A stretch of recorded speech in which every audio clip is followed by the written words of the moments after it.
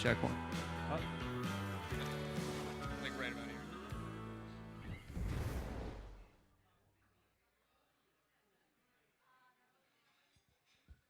All right, guys, welcome to Talk Story. My name is Jason Bitzer. I'm filling in for Julie Wilmont. And tonight our guest is 9 times bodyboard world champion Mike Stewart, also 9 times body surfing world champion as well. Give him a little clap. Very amazing waterman. We all know it's Valentine's Day, and both Mike and myself are getting a little bit of flack for talking about surfing on a night that we should be with our girls. So another clap for those girls as well, supporting us tonight. And just wanted to thank Julie for this opportunity. About a week ago, she called me and asked me to sit down with Mike and just kind of rap about his, history in the sport of bodyboarding and just being a waterman in general. And I had to think about it for a second, and I'm like, well, I talk a lot, and Mike's got a lot of stories, so we possibly could pull it off. And so here we are. And Mike, just want to introduce you real quick again. And first thing that I wanted to ask you is, everyone has their first experience in the ocean, and that's probably their most important experience where, they start their relationship either with their parents or with a friend. And my knowledge is that that started in Kona. So maybe, or, could elaborate on that if it was Kona or one of the other islands, and how did that start? Yeah, well, thanks, you guys. Yeah, I mean, it's a different experience for everyone. For me, I was born and raised on this island originally, and my first experiences were actually in Diamond Head. That's the earliest I can remember, being very, very young.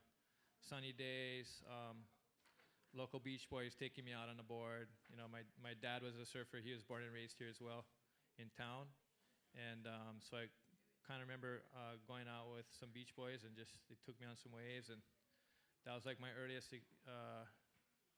my earliest memories of wave riding. So it was just warm, fun, great, just a real positive experience, and free ride to the beach. It was like, wow, this is amazing. So that's what kind of was the hook. And then, as life goes on, you go through different little phases and whatnot, and eventually, for me, you reach those teenage years, and that's when it starts becoming a vent.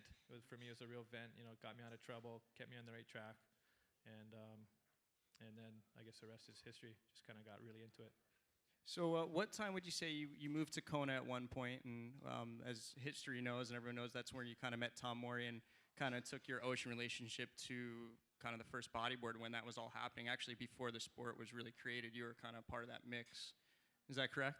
Yeah, well, Tom actually had just sold the business to Kransco, and then he had an R&D center in Kona. And once I found out that he was in Kona, I had to find him. It was like my little mission, because I was really intrigued. And I went over to where his R&D center was, and it was amazing for me. So you're kind of like his shop boy at first before you're Yeah. actually a sponsored athlete for him. Oh yeah. I used to clean up the floors. I was like sweeping up the floors and doing whatever. I said, hey, if I want to, if it's okay, I want to get a job here. And he's like, yeah, okay. What can you do? I'm all, whatever you need done, I'll do it. Because I was just so wanted to be there. What were they using then? Was that still like the newspaper wrap bodyboard and the polystyrene kind of thing, or was that when they actually had like no slick skin yet? I'm assuming. No, I'm not actually, sure. that was right at when he started. Tom's always been pretty forward-thinking guy, and he had some pretty advanced thermoplastics and castable urethanes that he was using at the time. And so actually, when I was working downstairs, I saw this board. It looked like fiberglass, and I went to press it, and it was soft like a dolphin or something. It was squishy, and I was like, wow, what is this stuff? And that was before slick bottoms. So what drew you to it was just that it was like kind of formed to the wave. It was something unique. No one was doing it yet. There was just a lot of interest because the craft itself was perfect for the waves of Kona, and just kind of more what you had in front of you. Yeah. The kind of waves that I enjoyed surfing the most were the shallow, hollow ones, and so those are the ones that seem better suited to a board you can control better, and bodyboards are really good to control. So so that was my kind of really like those types of waves, and the best way to surf them was on these bodyboards, and so that's what I ended up doing. Tom was he was a engineer. Was his background was it for airline? Yeah, for Boeing. He's a mathematician and engineer. Okay. Yeah. So did you pick up a lot of design elements from him through osmosis, no, or not really? I mean, he's more of a catalyst, I think. Working there, it was like a pretty good catalyst for different design ideas and stuff. I was always thinking about ideas, and so when I was able to be there and work with them, it was like, wow, here's a place that I could go and do all the things that I wanted to do, and it was like, hey, it was like he had everything, When I eventually got to the upstairs where all his secret laboratory was, he had everything up there, and it was so that kind of sparked some creativity. Yeah, like whatever you wanted to do, you could do it. Yeah, it's pretty cool. That is pretty cool. Yeah. Now, from Kona, I'm assuming you had a big influence in the '80s with the Sandy Beach Revolution and all like the tribal trials contest and things like that. But I know from other bodyboarders, you were very competitive with Ben Severson, Keith Sasaki, Pat Caldwell. But what was your first experience with competition, whether it be bodyboarding or whatever it may be? Yeah, living in Kona, there wasn't a lot of competitions. I heard about the pipe one, but prior to that, even in Kona, it was a body surfing contest over there. So there's a body surfing event, and I lived right at White Sands, so I'll enter the body surfing event. So that was my first experience to. Where was that? Magic Sands, you Magic said? Sands, Magic Sands. Cool. So yeah, it was cool. So the first event I entered was in '79, and was a body surfing event. So you were actually a competitive body surfer before you were a competitive bodyboarder. Yeah. That's cool. I didn't know that. That's interesting. Yeah, it's funny. I always think of one story when I traveled with you a while back when the Super Tour was on, and you challenged me to a game of ping pong, and I thought I was pretty good at ping pong, but when we played, I just fell apart, and I went, okay, I can't beat Mike Stewart. Like, it doesn't matter what it was, and I kind of figured it's more something that you have before you come to the table too. At this point, that it's built up over years, but you're so used to competing that you're kind of calm and collective. Doesn't really, competition is like kind of second nature. And is that something as a true statement, or is that just something another competitor kind of absorbs from it? I don't know. I'm pretty competitive. Howley kid growing up over here, I used to get in a lot of scraps. And I think it was that punchy, I guess. Take the first swing. Yeah, man, you're going to get cracks unless you be assertive. And so I just kind of developed a kind of somewhat of a pugnacious attitude, Yeah, I was actually talking to a couple of the old school Sandy's locals, kind of like the Seamus Mercado days and Holly Reeves days and even before that. And they basically said, outside generals guys, there was a lot of fights back in the day. You're not just going to get waves, especially at Sandy's or any beach on the North Shore, South Shore. But particularly, they said that they had memories of you actually having a fight for waves. Like, actually, you had to go to that point because if you didn't, you're not going to get to surf. And it's not something, I don't know if that's a true or. Yeah, no, I didn't. I've never. Well, not in. Trying to think in this state if I've actually fought in the water. I've been pretty fortunate not to here. That's cool. Yeah. But it is a dog-eat-dog world when you're coming up. Sometimes it gets a little crazy. Yeah. Okay, so on the subject of competition, body surfing or bodyboarding, what would you say in the 80s, starting by generational, was your number one moment in the 80s when it really first started taking off? Wow. Yeah, I have no idea. That's a good question. 80s. Wow, that was a while ago. Was Morey sponsoring the pipe event by that pipe chance? Events. Those were the apex of competition, and just being able to compete there and surf there, and that was those are special events. Any loss that kind of stuck with you? Because sometimes those are the worst. When you you mean by like if you're because you won a lot of the pipe contests. I'd say the lion's share. Was there ever a point where someone got your number and you're like, okay, I got to step it up again? So this guy. Ben kept me on my toes. GT kept me on my toes. Was GT in the 80s or was he in the 90s yet? I guess he was more 90s. Yeah, Pat Caldwell. Yep. But all those guys were really, really good. Yeah. Now, currently you're 10th after how many years would you say? 30 years competing? Yeah. Sorry, I don't want to date you or anything, but 82 I started. Yeah. Yeah. So 30 years competing, you're number 10. You won the Chile event, correct? In 2010 was it, or 2009? Yeah, something like that. Yeah. and then this year you had a couple decent results, kept you in the top 16. You've been super consistent all the way through.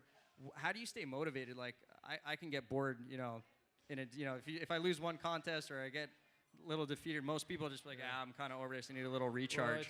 Well, the waves, the ocean is, you know, infinitely dynamic and changing, and so there's always a new experience to be had. And you know, the whole competitive drive is psychological to begin with. So I don't know, it's just something. I'm a competitive person, I guess, and I enjoy competition. It pushes me forward. Do you still enjoy it? Yeah, that's cool. If there's good waves, I like it. Yeah. If the waves are junk and you got guys that are just like super hungry, it's kind of a drag sometimes. Yeah, it's flat tire at that point. Yeah. Okay, so most memorable heat or experience at Pipeline? So I guess it's a twofold question actually, but I would ask, what was your most memorable heat, and then what's your most memorable experience, since we're in the season of the Pipeline contest right now? At Pipe? Yeah, at Pipe. Gosh, that's a tough one. I'd say, you know, there's an event that I had a lot going on with just my personal life, a lot of stuff going on, and I was kind of trailing the heat, and then just a couple things changed in the heat, and it changed everything. Like I started to get in rhythm, started doing good, and then I got back on a roll and actually took out the event, and that was a pretty gratifying event. And that, what, do you know around what time that was? In the 90s or? Yeah, I think it was maybe mid-90s, early 90s, yeah. And I know yourself, Ben, and I think it was Seamus as well, were the first to actually, outside of the Tahitians, to surf Teahupoo. And you've been on many trips throughout your life, but I'm assuming that was one really memorable one when you guys, you know, stumbled on the end of the road and figured out. What was that trip for, and how did you guys end up at the end of the road, so to say? Yeah, that's a funny...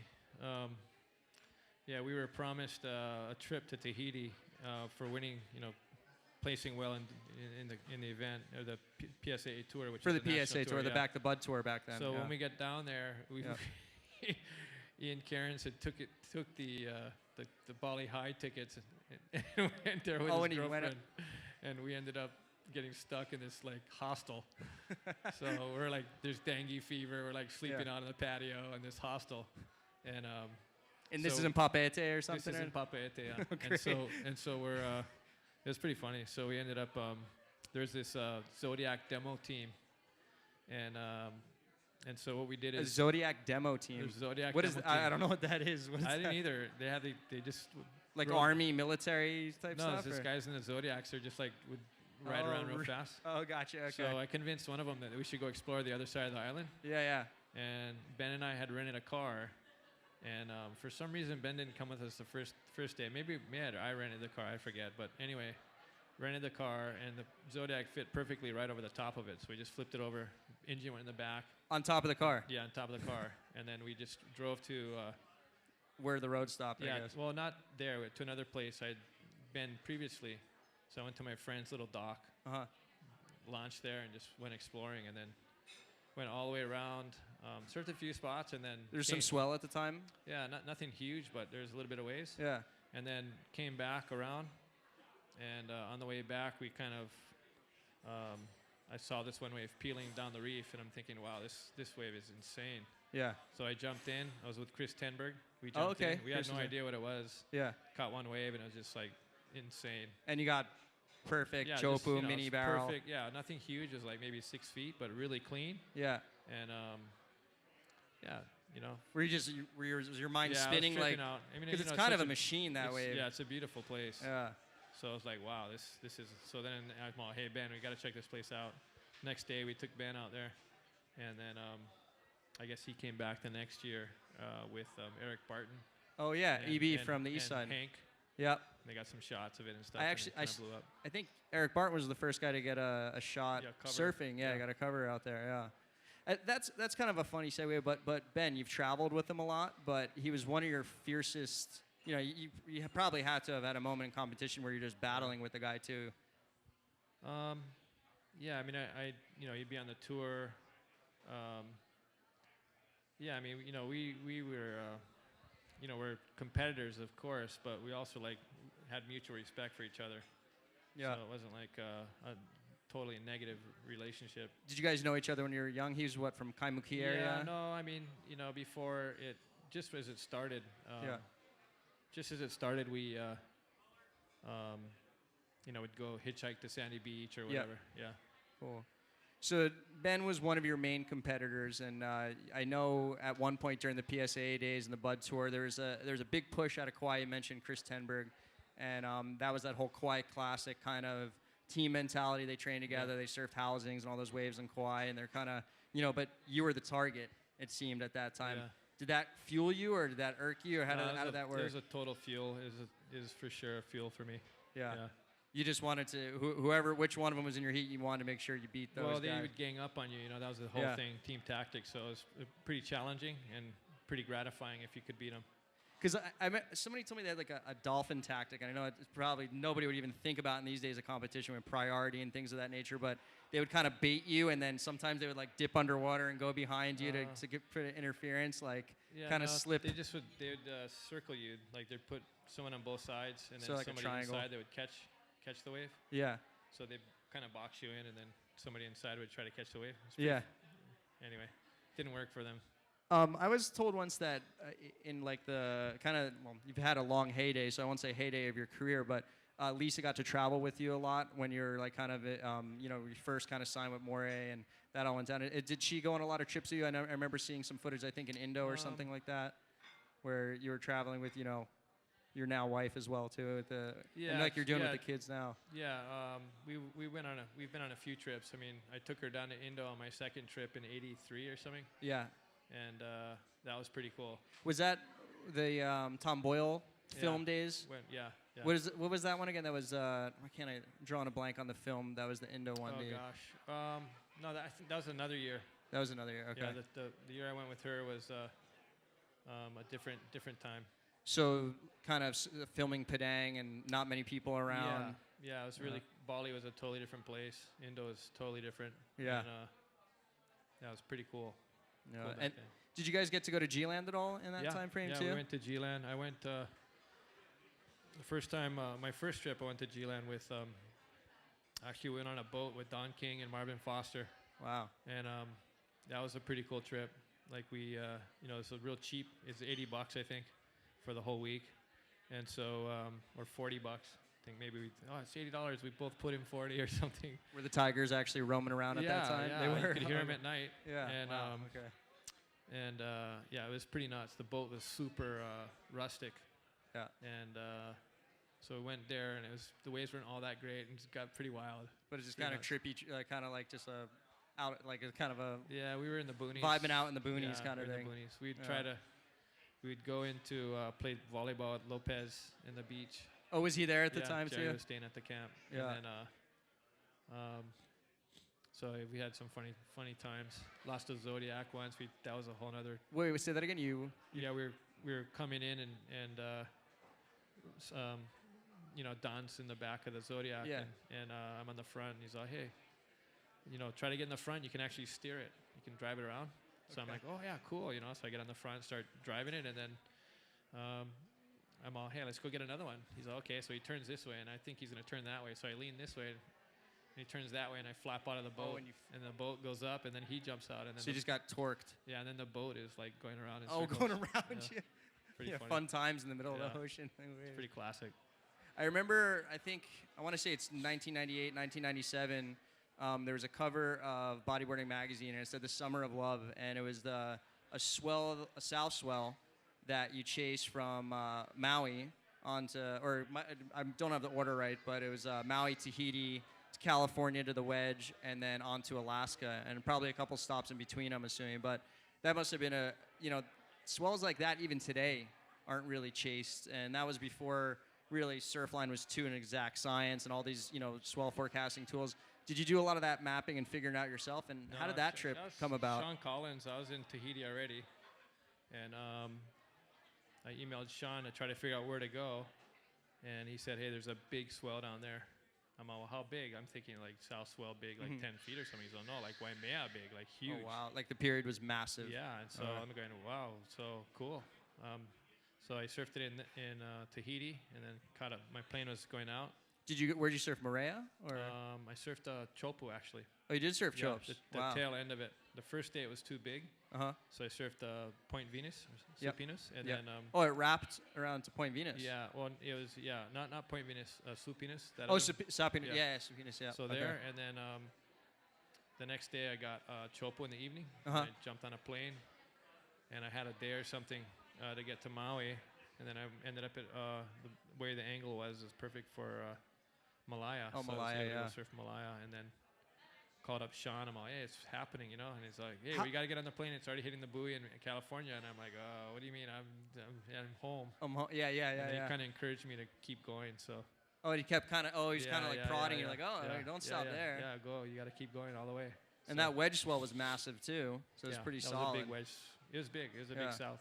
Yeah. And then you flew all the way up to Alaska to finish it, correct? Yeah. Ended Well- up in Alaska. Kind of fun waves, but Yeah, just kind of. I went off a glacier, and then there's like a little glacier up there. you kinda surfed shore off a break. glacier.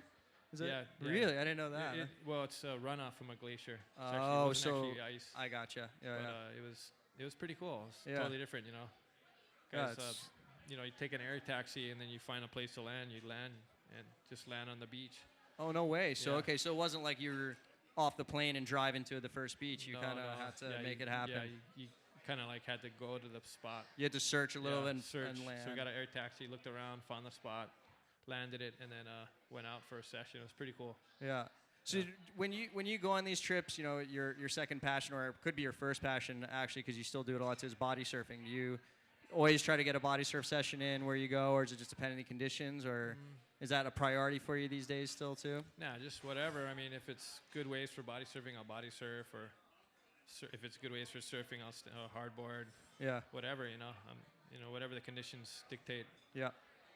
Usually, I like to find waves that are kind of pushy. And Yeah.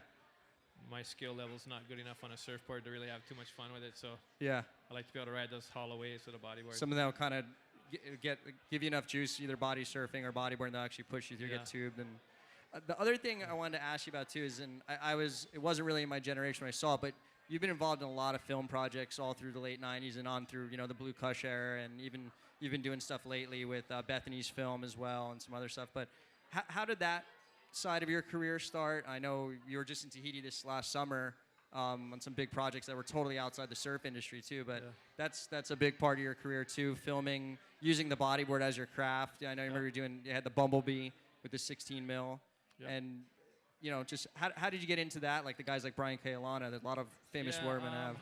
Well, I started quite a while ago with out here on the North Shore with Don King and Tom Boyle, they and the Condon brothers, and I started using a camera helmet. That was the first time I started doing it, but the equipment didn't really work too well, and so then I started to really started getting into it for filming of this movie and the very beginning. For Fire, which we're watching Yeah, right now. Which was, started as a different project at first, and then, for a bunch of different reasons, never finished, and then picked it up and kept going. And so I started with filming with the Millikens and the high-speed movie cameras. Okay. And The larger ones then. yeah, they're pretty big. I Yeah, mean, the dense not ones, like little GoPros. These are like Yeah. small It's appliances. before They're pretty HD big. GoPro madness, Yeah, which they're all, is it's all incre- film cameras, Yeah. high-speed film cameras. Yeah. So those were pretty bulky, but you could get some pretty cool shots with them. And so that's where That's where that one photo, the cover, where I think you had the Bumblebee in your hand and you're shooting upwards with Yeah, the yellow there's camera at yeah. Teahupoo. yeah, that's I'm not sure if it was the Bumblebee or same kind of camera, maybe Same kind of different one. deal. But yeah, I work a lot with Don King. Like he'll hire me for if there's really difficult shots to get, and like if the surf is kind of technical, he'll like hire me to go in there and get some shots. There's an opening shot in a very famous pop culture movie with Blue Crush, where in the opening scene, where I think is it Kate Bosger or whatever the actor's name is, she's paddling out the pipeline for the first time, and then they pan over and you're pulling into what looks like a 12 to 15 foot pipe, one of the best pipe waves I've seen on film. Was that just happenstance because the shot was so good, or was that because you were a part of the project? Like, that's a pretty cool, memorable thing for the sport of bodyboarding. Or just take the takeoff. Yeah, the bottom just, turn I shot. was just I was just out, before they started filming it, and they got a shot, and I was just there at the right place at the right time, I guess. Yeah. And you did do some POV stuff for that, right? Whenever she's... Yeah, actually, I shot a lot of the action water footage in there. Don King was hired for the project, but he had some personal things he's working out. So I got to do a lot of the action water in there. I remember seeing the actual camera rig, and they had the camera mounted on the bodyboard. It was a big, bulky camera. And I would look at that thing, I was like, that looks like a death trap. Yeah. But were you nonchalant, or was that pretty hard to pull off? Some of it was pretty tough. Yeah. I actually got some stitches in my eye from trying to get it in the barrel at the end. But we got a couple shots of it with it, POVing, but we did a bunch of other stuff with it too. That camera's just a workhorse. When you see GoPros now, do you just kind of laugh like these guys got it so easy? Well, it's just totally different, Quality's different too, though. I still like the film look, Yeah. I've seen a couple really cool shots more recently. You've probably seen in Fire too with Makana, but I've also seen you getting barreled with Lisa at Pipe before, and that's pretty hard to do, get barreled with another person on your body. But you just did it recently with Derek, I heard too. I wasn't there that day at Pipe, but you're notorious for actually getting other people barreled on a bodyboard, which is pretty cool. Yeah, that was a different experience, This guy's Derek, he's blind, and so, I guess his dream was to try to get a pipe barrel. Yep. And Kelly suggested that he'd get together with me and I'd take him in through the barrel or something, and so. And make it happen. It's kind of his fault. Yeah, it's kind of his fault. But it was cool, it was a pretty cool experience for me too, like to be able to pilot him. First couple rides we took off, he didn't know if we got in the barrel. He's like, did we get in the barrel? Did we get in the barrel? I'm all, no. Just trying to figure this out. And then the third time we went and we got a little pocket ride, and I didn't have to say anything. He just started screaming. Really? He knew it. He could feel the energy. Yeah, he could feel and hear probably what his senses that he was inside of a tube. It is a weird little vortex. You get different temperatures and different pressure, and so he probably just tripped him out. Well, yeah, things that probably go subconscious, like for us, it's things we don't really think about. Maybe we feel, but we don't really. Yeah. Because it's so visual. Yeah. But we're kind of immune to what we used to probably felt the first time. Is a little bit more. Yeah, it's like, but it's certainly a visceral experience. There's more to it than just the visual. He doesn't speak English. He's a Portuguese-speaking person from Brazil. Did Magno have to translate to him what the setup was? Magno's talking to him, and that helped out a lot actually. So we'll actually probably see that in his he has a film project coming out pretty soon, right, for Derek. So that'll be cool. That's definitely different. It's probably one of the best experiences that he's ever had. I bet, because it's not easy to get barreled. He's an amazing surfer for that, but that's really cool. This is a question that was a transfer in your career. You own your own company now, Science. You also own Gyroll. And mid-90s, 98, 97, in that area, you did the leap from a sponsored athlete, and you might have had sponsors still, I'm not sure the transfer, but to an industry player, and that's been, an over decade, 14 years now. How is that transfer as you're still trying to compete? I can't imagine it being easy to be, running a business, family, and still competing. Yeah, it's not easy. You have to be real efficient with your time, and I'm pretty hardworking, so like I'll get on the computer and really power if I need to. Yep. But recently I also have more perspective on things and know that at a certain point I'm just going to turn it off. Yeah. Before I used to work late into the night. Just grind into. Yeah, it's just unhealthy. Yeah. So I'm trying to keep myself in better health, so I can kind of keep myself enabled to experience more things.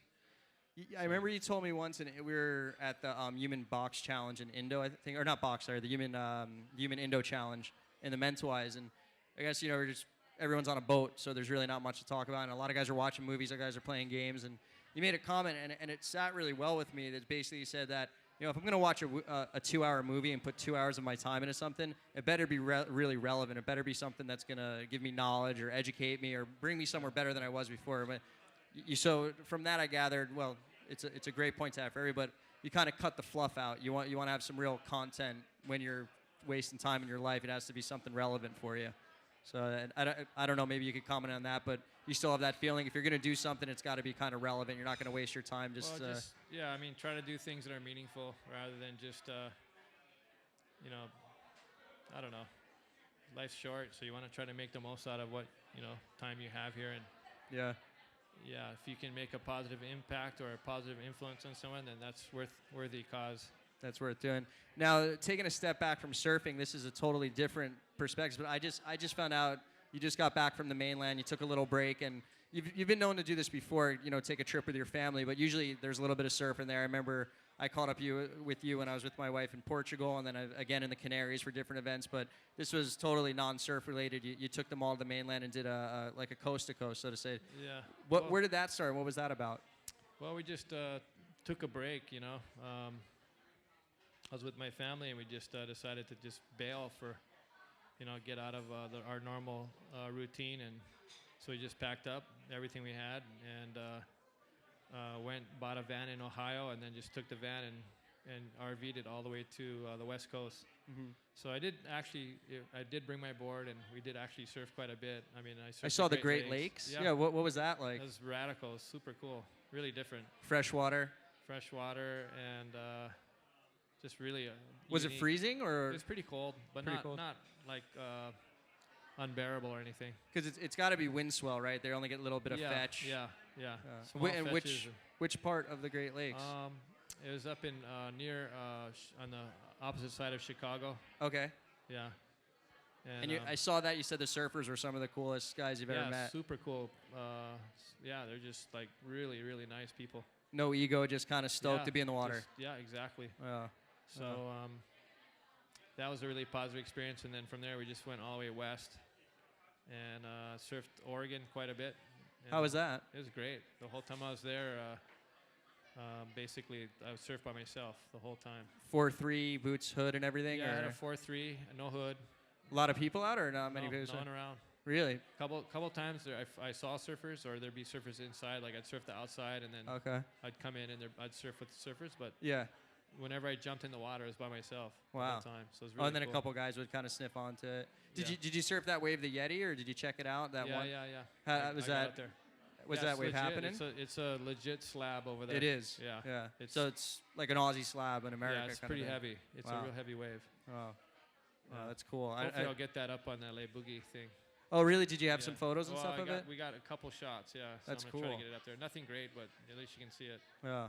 And did Lisa filming or something, or are you just taking photos? No, there's a guy worked with the Oregon surf shop up there.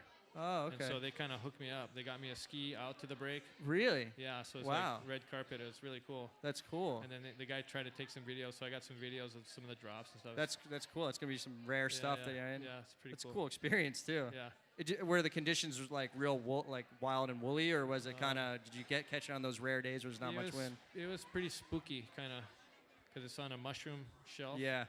So you're like right on the edge, and as you're sitting there waiting for a wave, you don't want to go too far in, otherwise you're gonna get caught, smashed by the wave. And if you go too far out, you just feel like you're in this full-on white shark. I heard strike zone. It's not the red triangle, but it is pretty gnarly up there. Yeah, it's pretty. And I heard that spot has actually been known to be pretty gnarly. I can imagine. Yes. It's kind of spooky. They probably got a lot to eat, but you don't want to be part of that. Hopefully, yeah. Speaking of film projects, what we've been watching for the last half hour is Mike's, long-term project Fire, and it's how many years do you think they collected the footage for this on? It took us a long time, probably about 8 years, 10 years. Yeah. Yeah. A lot, and some of this, I saw a couple waves. I'm usually pretty good at trying to find spots or like figuring stuff out, but there's some stuff I couldn't, so I'm assuming Outer Island and things like that. But a lot of the POV stuff from like this is restaurants right here. What is this? Fiji. It's Fiji. Restaurants. And so that a lot of that POV stuff was from either Fiji or from Tahiti. Yeah, Tahiti, Indo, some Fiji, and some even Hawaii. Oh, cool. Some Hawaii stuff in there. Last summer you were back in Tahiti, heading back there more recently on a trip, and you went down there for the Malloy's brothers for what's Come Hell or High Water. For Hell or High Water, which is a great body surfing. One of the only ones I've seen that are actually strictly for the body surfers and for that group of, tribe of surfers. And it was really cool. It was funny. It was interesting. It was one of the best, surf flicks I've ever seen. One of them that pulled me in. I agree. It came out amazing. Yeah.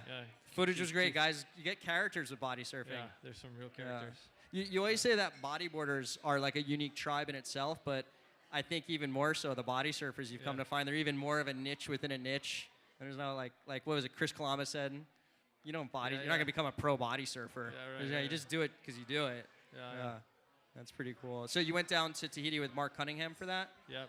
That was pretty cool. Mark and Malloy's and Chris Kalima. Yeah. Oh, Chris went to Tahiti too. Yeah, That's cool. Yeah, we all went. Yeah. Good guys. Good group of guys to go down there with. Yeah, it was really cool. Yeah. Got to see be with Mark and actually shoot him too. I was. Oh, you're filming as well. Yeah. Cool. So it's good. It was filming and then being filmed. It was fun. A lot of fun. You've been friends with Mark for years. I'm assuming he was one of the first. One of the in the 70s and 80s. He was the pipe lifeguard. So probably. Lifeguard. Yeah. Yeah.